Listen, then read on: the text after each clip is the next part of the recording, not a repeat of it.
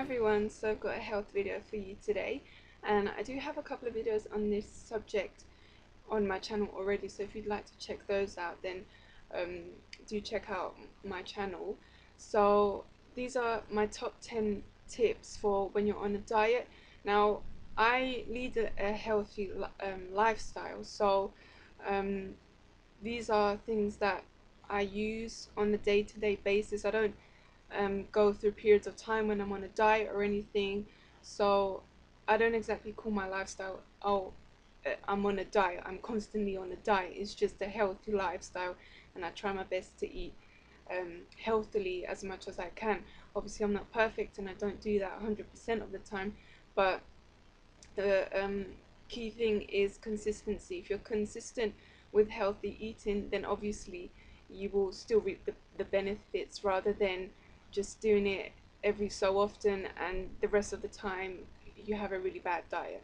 So the first tip that I think is really important, and I mentioned this in my other video, is that you shouldn't over restrict your calories. So a lot of people who do yo-yo dieting and want to lose weight for summer and all that business, they think that they have to drastically cut down their calorie intake to lose weight.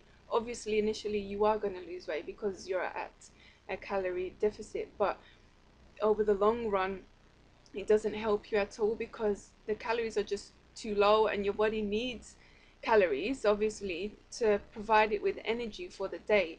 So you just want to follow a healthy number. So the one that's given out the most is for women is usually 1,400 calories per day, and that for me personally is quite low. Um, Obviously it's not too low, it's a healthy number, but I like to eat a little bit more so I don't feel so restricted. But obviously you have to go by how your body reacts to um, your diet and everything. So just keep in mind that 1,400 calories is usually like the guided diet allowance for women, so don't ever go below that. If you do hit a plateau, it's probably because your body's got too used to eating little amounts, and you might have to do reverse dieting. Now that's a whole different subject, so if you want me to do a video on that, then definitely leave a comment down below. So if you do get onto reverse dieting, basically it just helps you speed up your metabolism again when you hit a plateau, or helps you get back to eating more calories when you've been on a diet, rather than upping your calories all of a sudden and then gaining weight because you were on a diet and you're upping your calories again. So that's definitely a subject for another video, or else this video will be too long if I go into that too much. The next tip is to always have your food prepared. So I think that most of the time people go off their diets and binge and everything because they're not prepared. They haven't got prepared meals and everything. And obviously when you're really hungry and or it's time for you to eat, you don't want to prepare a whole meal, something new every single time you have to eat. So you should have a day during the week where you prepare most of the things you eat in the week. So for example, me, I eat a lot of chicken and rice, so one day or a couple of days during the week I will have to set aside some time where I will cook a lot of chicken. So I'll bake like 4 kilos of chicken at a time, because my husband also eats the chicken as well. So I don't want to be cooking chicken all the time during the week, so I have to prepare it. So when I need to eat it, it's already ready for me in the fridge, and I just heat it up however I want to eat it. And that goes with whatever else that I'm eating during the week, which could be like brown rice, sweet potato, whatever else. So definitely prepare your food. Another tip is don't shop when you're hungry, because we tend to obviously you want to eat whatever's in front of you, so um, you're more likely to buy the wrong things. If you've set out, okay, I'm going to start my diet, I'm going to start eating more healthily, if you're a bit hungry, you might be more attracted and more inclined to buy um, unhealthy things and things that you shouldn't be eating. So definitely don't go shopping when you're really hungry or anything. Um, Something that I like to do sometimes is, if I feel like the meal that I'm going to eat is kind of small and I'm quite hungry, and I have a kind of psychological thing thinking that it's not going to fill me up, I like to drink some water before I eat the meal, and also drink some water after I eat the meal, because a lot of the times when we're hungry, you get that whole eyes bigger than the belly thing, and you think that you need to eat more, you want to eat more, but in actual fact you don't really need to. So I do this a lot when I eat cereal, because if you saw my 50 facts video, then you'll see that I'm a really big fan of cereal, and I like to have like really big bowls of cereal, and obviously that's not ideal. So if I'm ever having it as a snack, a lot of the times I'll drink some water first and have a small bowl of cereal, and then after I'll drink a little bit of water after. And obviously once the food settled down in my stomach and everything, I don't feel hungry, of course, anymore, because whatever I ate is satisfying. I don't need to eat anymore. Um, so definitely try that if you're really hungry and you feel like you have a tendency to overeat.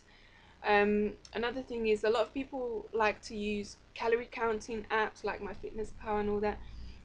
Obviously they're really good and really helpful. You don't have to add up the things yourself and everything, but definitely take them with a pinch of salt, because not everything on there is 100% accurate. So be careful when you use those apps. I personally like to do everything manually, because I know 100% what I'm adding up or what I'm looking at is definitely correct, because I did the calculations and I wrote everything down. Obviously if you really can't be bothered to do that, then an app would be better. But remember to be careful with them, because not everything's always 100% correct, but they're really good when everything's correct. Um, so again, if you hit a plateau, basically you need to be changing things up. Maybe you need to do a little bit more exercise, or a different type of exercise. Again, I'm going to mention the reverse dieting thing. You may need to do a little bit of reverse dieting and then go back on the calorie deficit. Um, so yeah, you just have to change things up, because our bodies get used to things, and that's basically what you have to do. So for example, a lot of the time I do at first this used to be quite frustrating for me. I would have to sometimes maybe miss a week of training, and for whatever reason, and I'd be quite frustrated. But I found that it's actually quite good sometimes, if it's not obviously not done all the time. I mean, like every 2 to 3 months, sometimes I might go a whole week where I don't train or everything, and I feel like when I go back, my body responds better, because it's like I've been refreshed or something.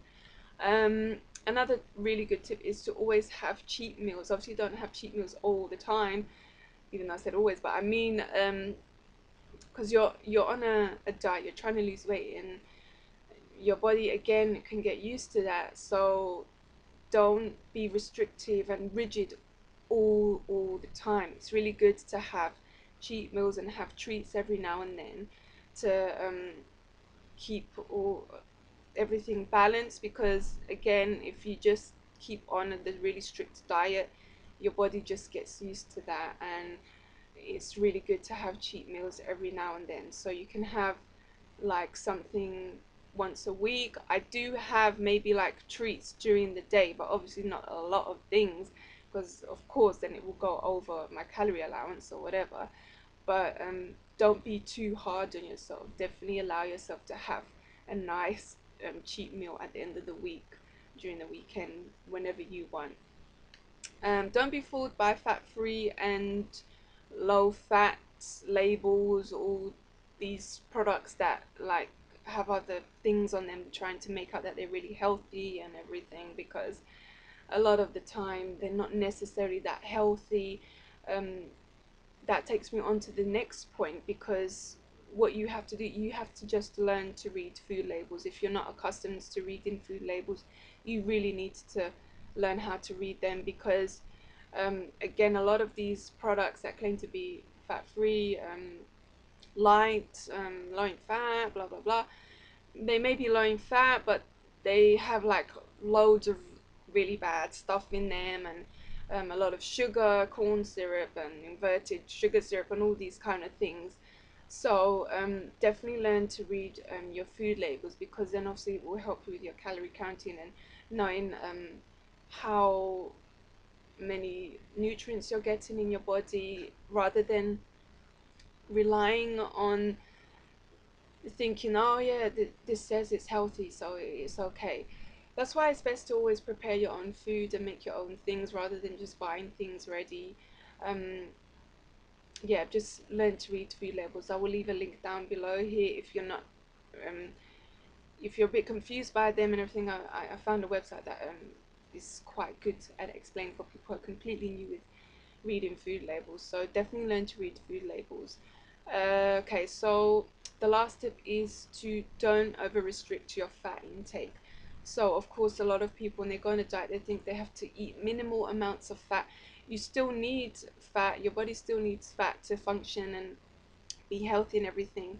So for example, definitely don't choose margarine over butter, because butter is natural, it's healthier than margarine.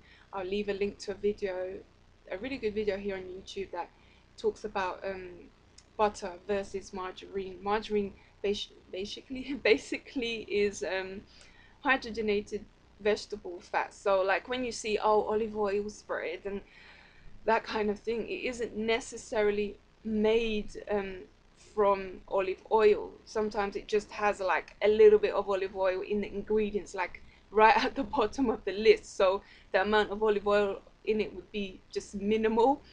So I I do not use margarine. I only ever use butter if I do want to use spread. Of course, you have to be careful because it is high in fat, but I just wouldn't cut it out. It's good for you in moderation. So those are the top tips, top 10 tips for dieting. If you have any questions, leave them down below and I'll definitely get back to you. Like this video if you find it useful, helpful in any way, and subscribe if you haven't yet. And I'll see you next time. Bye.